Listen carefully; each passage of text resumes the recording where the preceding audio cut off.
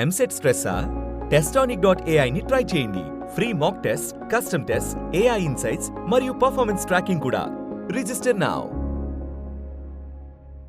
Congress party నుండి వివిధ స్థాయిలో నాయకులు చేరుతున్న సందర్భంగా, అదేవిధంగా బీజేపీ నుండి కూడా చాలామంది సోదరులు చేరుతున్న సందర్భంగా ఈ కార్యక్రమాన్ని ఇక్కడ ఏర్పాటు చేసిన మా సోదరుడు మల్కాజ్గిరి శాసనసభ్యుడు మరి రాజశేఖర్ రెడ్డి గారికి, గౌరవనీయులు మేడ్చల్ జిల్లా పార్టీ అధ్యక్షులు, అదేవిధంగా శాసన మండలి సభ్యులు గౌరవనీయులైన శ్రీ శంబిపూర్ రాజు గారు, మల్కాజ్గిరి పార్లమెంటు నియోజకవర్గ ఇన్ఛార్జ్ సోదరులు పెద్దలు రాగిడి లక్ష్మారెడ్డి గారు, గౌరవనీయులు సీనియర్ నాయకులు, మరి మల్కాజ్గిరిలో ఎమ్మెల్యే గారితో సమన్వయం చేసుకుంటూ బ్రహ్మాండంగా పనిచేస్తున్న సోదరుడు నందికంటి శ్రీధర్ గారు, గౌరవనీయులైన కార్పొరేటర్లు సోదరి శ్రీమతి సునీత రాము యాదవ్ గారు, అదేవిధంగా గౌరవనీయులైన సోదరి మన కార్పొరేటర్ శ్రీమతి విజయశాంతి శ్రీనివాస్ రెడ్డి గారు, అదేవిధంగా సోదరి సబితా కిషోర్ గారు,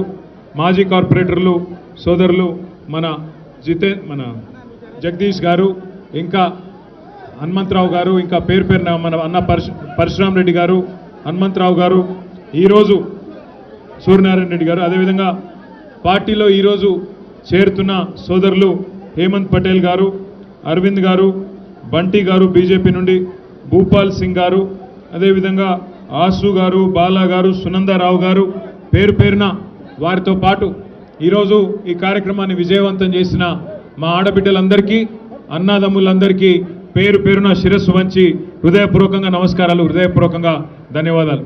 ముఖ్యంగా మా ఆడబిడ్డలు పెద్ద ఎత్తున ఈ ఎర్రటి ఎండలో కూడా వచ్చినందుకు మరి కేసీఆర్ గారికి మీ ఆశీర్వాదాన్ని ఇస్తున్నందుకు హృదయపూర్వకంగా మీ అందరికీ నా ధన్యవాదాలు తెలియజేస్తా ఉన్నా. సరిగ్గా 24 సంవత్సరాలు నిండి 25వ సంవత్సరంలో మన పార్టీ ఈ నెలాఖరు అంటే 27 ఏప్రిల్ నాడు అడుగు పెట్టబోతా ఉన్నది. 24 ఏళ్ళు నిండి 25వ ఏటికి రావడం అంటే చిన్న విషయం కాదు. ఎందుకంటే మన తెలుగు రాష్ట్రాల్లో ఒకనాడు ఆంధ్రప్రదేశ్గా ఉన్నా ఈరోజు తెలంగాణ ఆంధ్రప్రదేశ్గా వేరుపడ్డ ఈ 76 సంవత్సరాలలో స్వాతంత్రం వచ్చిన తర్వాత చాలా రాజకీయ పార్టీలు పుట్టినాయి. కానీ ఏవి కూడా విజయవంతంగా నిలదొక్కున్న పరిస్థితి లేదు. రెండు పార్టీలు, ఒకటి ఆనాడు స్వర్గీయ ఎన్టీ రామారావు గారు స్థాపించిన తెలుగుదేశం పార్టీ ఒకటైతే, ఈరోజు రెండవది తెలంగాణ ఆత్మగౌరవ బావుటాను హిమాలయాల స్థాయికి ఎగరవేసి తెలంగాణ రాష్ట్రాన్ని సాధించి మనందరి కలను నెరవేర్చిన కేసీఆర్ గారి నాయకత్వంలోని మన గులాబీ జెండా మన బీఆర్ఎస్ పార్టీ అనే మాట నేను మీకు విజ్ఞప్తి చేస్తా ఉన్నా. 24 ఏళ్ళ నుండి 25 ఏట అడుగు పెడుతున్న ఈ సందర్భంగా మీ అందరితో ప్రార్థించేది ఒకటే, 2 ఢిల్లీ పార్టీలు ఒకటే, కాంగ్రెస్ కానీ బీజేపీ కానీ వాళ్ళ వైఖరి వాళ్ళ ఆలోచన ఒకటే. వాళ్ళకు కావాల్సింది ఢిల్లీకి మూటలు పంపేటోళ్ళు ఇక్కడ మన ప్రజలను అవసరమైతే నష్టం చేసినా సరే ఢిల్లీకి మాత్రం మూటలు పంపి సీట్లు కాపాడుకునేటోళ్ళు మాత్రమే వాళ్ళకి కావాలి. ఒకసారి ఆలోచించండి, ఎట్లున్నా తెలంగాణ ఎట్లయింది. మీరు మల్కాజ్గిరిలో అదేవిధంగా హైదరాబాదులో బ్రహ్మాండంగా మీరు కేసీఆర్ గారి నాయకత్వానికి మీరు ఆశీర్వాదం ఇచ్చినారు. హైదరాబాద్లో ఒక్క సీటు కూడా మీరు కాంగ్రెస్ పార్టీకి ఇవ్వకుండా బ్రహ్మాండంగా మొత్తం సీట్లన్నీ కూడా కేసీఆర్ గారికే ఆయన ముఖ్యమంత్రి కావాలని చెప్పి మీరందరూ ఓట్లేసి గెలిపించినారు. మనం 16 సీట్లు హైదరాబాద్లో గెలుచుకున్నా దురదృష్టవశాత్తు మరి జిల్లాలలో ఏదైతే వీళ్ళు అత్యాశ పెట్టినారో, కేసీఆర్ గారు ₹1,00,000 ఇస్తే నేను దాని మీదకి వెళ్ళి తులం బంగారం ఇస్తా అని, కేసీఆర్ 10,000 ఇస్తే నేను 15,000 ఇస్తానని, కేసీఆర్ 2,000 పెన్షన్ ఇస్తే నేను 4,000 పెన్షన్ ఇస్తానని ఏదైతే మాయ మాటలు చెప్పినారో ఆ మాయ మాటలకు ఇవాళ మోసం జరిగి ఇవాళ రాష్ట్రం మొత్తంలో అందరూ బాధపడతా ఉన్నారు. రాష్ట్రంలో ఇవాళ ఎవరన్నొక్కరు సంతోషంగా ఉన్నారంటే ఒకే ఒక్కడు రేవంత్ రెడ్డి తప్ప ఎవరు సంతోషంగా లేరు.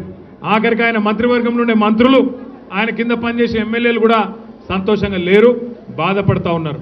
అందుకే నేను మిమ్మల్ని అందరినీ కోరేది ఒకటే, ఒకసారి మోసపోతే ఒక వ్యక్తి చేతుల్లో ఒకసారి మోసపోతే తప్పు మనదైతుంది, వాళ్ళదైతుంది.